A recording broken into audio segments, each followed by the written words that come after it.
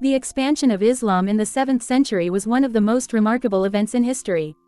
Just decades after the death of the Prophet Muhammad in 632 CE, Islam grew from a localized faith in the Arabian Peninsula to becoming an empire. How was such rapid expansion possible?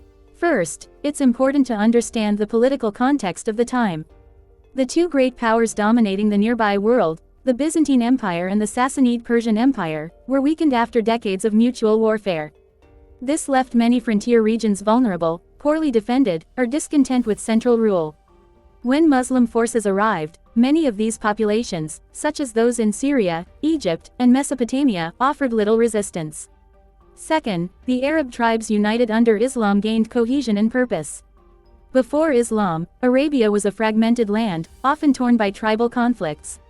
Muhammad's message and the religious unification under Islam gave those tribes a common identity and goal. This created a dynamic and determined military force, driven both by faith and by opportunities for expansion.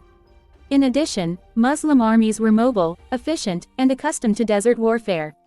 They used swift tactics, rode camels, and had more flexible command structures than their adversaries.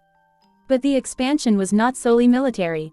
Islam also spread through practical governance, its respect for other religions, such as Christianity and Judaism, and moderate taxation for non-Muslims.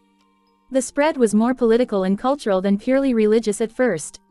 Many newly conquered territories retained their languages, beliefs, and traditions for generations.